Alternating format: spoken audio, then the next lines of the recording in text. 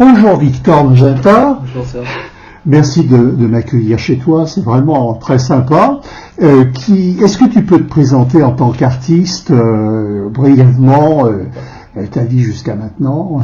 Alors, ma vie actuelle, j'ai 33 ans, donc j'habite à Lyon, ouais. Et ma vie actuelle consiste à dessiner dans Lyon, oui. Sur place, en noir et blanc, des dessins pendant plusieurs jours. Voilà. Maintenant, c'est pas arrivé tout cuit comme ça devant moi. Ça fait 15 ans que je suis artiste peintre. J'ai eu différentes périodes, dont la première était le graffiti il y a 15 ans de ça. Et il y a 15 ans, tu habitais où? Tu viens de quelle région? Donc je viens de Gironde, de Libourne exactement. J'ai vécu donc à Bayonne et à Bordeaux pour faire du graffiti, des peintures murales décoratives. C'est là que tu as appris, quoi. C'est là que j'ai appris sur le tas, après avoir passé un CAP graphiste. D'accord. Voilà. Donc j'ai fait des peintures murales, tout ça. Après, je suis revenu dans ma contrée natale. Et j'ai vivoté pendant quelques années à faire des ateliers pour enfants, à continuer à chercher un petit peu autour de la peinture, etc. Mm-hmm. Et à un moment, j'ai décidé de changer d'air et je me suis installé à Lyon en 2016-2017. Et pourquoi Lyon? Lyon te plaisait ou c'est la vie privée? C'est une ville, je pense qu'en tant qu'artiste, surtout quand on n'a pas les réseaux sociaux ou quoi, il faut voir du monde. Ouais, Lyon est une grande ville. C'est une grande ville. Mm-hmm. Voilà, Bordeaux je connaissais, Lyon je connaissais pas et c'est une grande ville et on se marche pas dessus. Et Paris, c'est une grande ville mais un peu trop agité à mon goût. Je comprends. Voilà. Donc par nécessité professionnelle en fait. Donc tu t'es épanoui à Lyon. Et alors donc au niveau de ton art, comment tu t'es développé? Comment tu t'es épanoui? Je me suis développé par essai-erreur, par des choses qui me fascinent, que je vais chercher, mais qui plaisent pas forcément aux gens. Quoi, par exemple? Par exemple, depuis ce temps, j'ai développé une façon d'écrire propre à moi, avec des petits pictogrammes. C'est quelque chose un peu conceptuel, c'est quelque chose qui est autour de l'histoire de l'écriture, mais c'est pas quelque chose qui va séduire les gens dans un rapport esthétique, comme ça. Donc, à moins d'être dans les circuits institutionnels de l'art, qui peuvent exister, avec la DRAC, généralement il faut être diplômé des Beaux-Arts, etc. À moins de ça, sinon on va parler à personne en fait. On va pas avoir des subventions, on va pas avoir des lieux d'exposition. Et alors comment tu as résolu ce problème?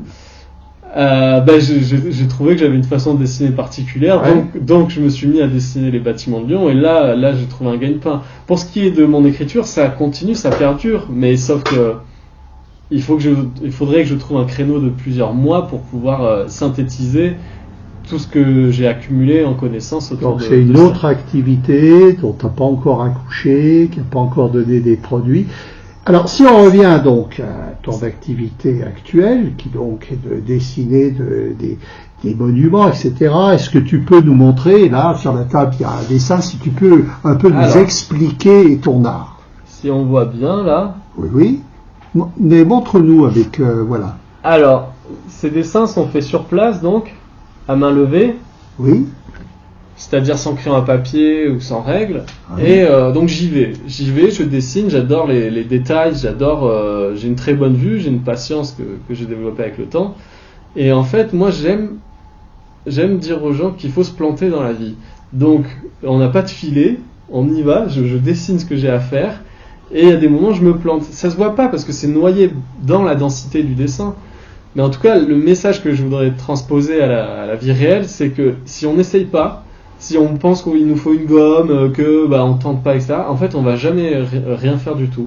Et donc on se plante, et à force de se planter, on améliore, on comprend un peu mieux comment on fonctionne, et comment on décide, enfin, comment on aime ou on n'aime pas les choses, en fait. Par exemple, ce dessin que tu viens de nous montrer, il t'a fallu combien de temps pour le faire? C'est des dessins qui mettent à peu près 20 heures, aux alentours de 20 heures. En 5 jours, 6 jours? Alors, étalé sur 1 à 2 semaines, voilà. Il faut rajouter quelques heures de discussion avec les gens, puisque donc, n'ayant pas de réseaux sociaux, moi je rencontre les gens en réalisant mes œuvres dans l'espace public. D'accord. Donc, c'est un vecteur de rencontre. D'accord, l'espace public, les gens discutent avec toi, tu aimes ça? Les gens sont curieux en fait. Je crée la curiosité par mon dessin. plus il avance, plus statistiquement les gens vont s'arrêter. Et qu'est-ce qui t'attire dans les bâtiments de Lyon, par exemple, dans un bel immeuble? Moi, je me qualifie comme aplatisseur de ville, en fait. Pourquoi aplatisseur? Parce que c'est un processus où, dans un premier temps, on est fasciné, enfin, je suis fasciné par le bâtiment, par son ampleur, par ses décorations, par tout ce les années qu'il a fallu pour le construire, etc. Ouais. Plus les sculptures qui vont avec. Donc là, on est dans l'émotionnel. Et après, moi, ce que je fais, c'est qu'en dessinant le bâtiment, je l'analyse, je le regarde, je l'observe, oui. Et je le comprends petit à petit. Et cette compréhension fait qu'à un moment, hop, le bâtiment est totalement aplati, et on n'est plus dans l'émotion, on est dans la compréhension. Et en l'aplatissant, est-ce que tu le déformes volontairement, ou est-ce qu'au contraire, tu veux absolument tout préserver? Alors, c'est intéressant, parce que si on considère qu'on doit tout mener dans la vie, tout faire par soi-même, etc., on risque d'avoir quelques surprises. Et j'ai tendance à dire que je fais de mon mieux. Mm-hmm. C'est assez précis quand même, mais je fais de mon mieux, mais je me plante un peu. Et je pense qu'il faut laisser une part de choses qu'on ne décide pas. Donc à la fin, s'il y a une fenêtre qui était trop petite, si on a eu une bourrasque de vent ou je ne sais quoi, parce que c'est aussi les conditions de travail, il faut laisser cet équilibre entre la part d'actif de nous, on vient réaliser, et la part de passif de ce qu'on ne décide pas dans les rencontres, ce qu'on ne décide pas dans le résultat final, ce qu'on ne décide pas du temps. Donc une fusion entre l'aléatoire et l'organisationnel. Et l'organisationnel. Et un doux équilibre, quelque chose qui est assez subtil en fait à trouver. Comment tu réalises cette harmonie entre... Alors je sais pas comment... je le réalise par le moment présent, on va dire. Ça s'arrête là, le mode d'emploi, c'est le moment présent. Ouais. C'est un vaste programme. Mais par contre, je sais si j'ai été équilibré quand je vois le résultat final. D'accord. Qui est équilibré entre, ok, j'ai réussi à faire ce que je voulais, mais j'ai pas décidé de tout, et il y a des petites choses un petit peu croustillantes, un petit peu plaisantes, qui se retrouvent dans le dessin que je n'avais pas décidé. Quand le résultat final, entre guillemets, te déplaît, tu continues de travailler pour que ce soit pas le résultat final. Oui, ça m'est arrivé sur un dessin, sur ce dessin-là.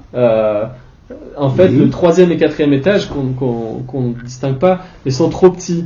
Donc, j'ai commencé à camper un peu mon dessin là à l'encre, et j'étais confronté à la frustration de me dire mince. Il est trop petit mon 3e et 4e étage. Et donc j'ai vécu la frustration pendant 2-3 heures en me disant non, je vais pas en recommencer un autre, je vais au bout. Et donc voilà. Et 2-3 jours plus tard, la frustration avait disparu parce que mon dessin avait évolué, était plus dense, était plus fourni. Et en fait, cette notion de frustration ne m'appartenait plus en fait. Il représente quel immeuble alors ? Alors là, on est quai de Serbie, numéro 1, quai de Serbie. D'accord. C'est dans côté Rhône, c'est la prolongation du tunnel de la Croix-Rousse, quand on passe le pont, le bâtiment qui est sur notre gauche. D'accord. Donc ce que tu étais en train de me dire, c'est que tu as entraîné quelque part en fait par un mouvement, quoi. Ce qui m'entraîne, c'est la qualité des bâtiments et leur esthétisme en fait. Ouais. Alors ça, c'est quand j'y vais volontairement, mais il y a une autre façon, c'est que je fais des commandes. Donc les commandes, c'est les gens qui vont me dire, moi j'aime tel bâtiment ou telle église et je vais. Donc j'avance un peu sur ces deux thèmes, des choses qui me font plaisir et qui m'amènent à rencontrer telle personne parce que je suis allé à tel endroit à tel moment. Et des commandes qui aussi m'amènent à rencontrer des gens. Alors, parlons maintenant de l'avenir. Donc, qu'est-ce que tu vas avoir comme exposition, comment tu vois les prochains mois ?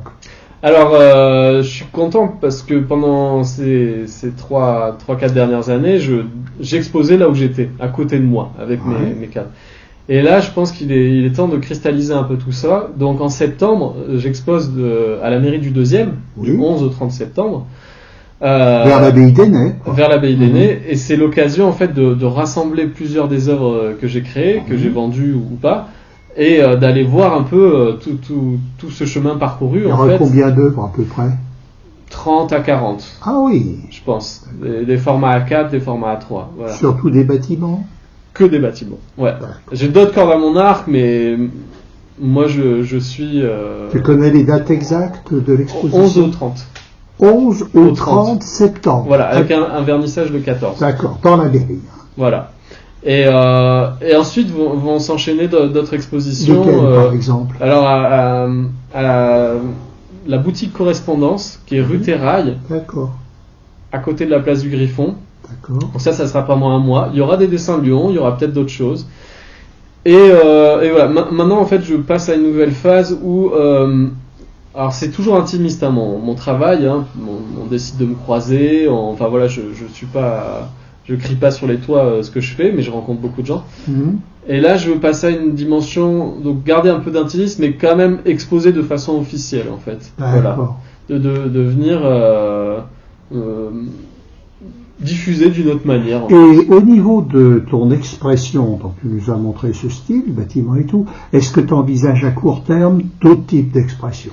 Je pense que là, le nouveau dessin que j'ai commencé, je sais pas si c'est ta question, c'est la façade de Saint-Jean, sauf qu'en fait, je vais faire que des détails de la façade de Saint-Jean. Ah, tu vas mettre plus de détails. Voilà, et je vais pas dessiner le bâtiment comme je le vois, je vais assembler des détails de façon très aléatoire, voilà. Et peut-être que... un patchwork de détails. Exactement. D'accord. Peut-être que je vais tester d'autres techniques, de l'aquarelle, ou peut-être un peu de fantaisie là d'ici le mois de septembre pour agrémenter l'expo de choses où c'est très carré ce que je fais, c'est des dessins en noir et blanc, mais je suis quand même un artiste, donc de temps en temps faut se lâcher, donc là je vais profiter pour me lâcher et proposer d'autres choses. Voilà. Eh ben écoute, je te souhaite une bonne continuation, et puis donc rendez-vous en septembre dans la mairie du 2e, redis-nous les dates. Du 11 au 30 septembre 2023. Voilà, merci pour cette interview, à bientôt Victor.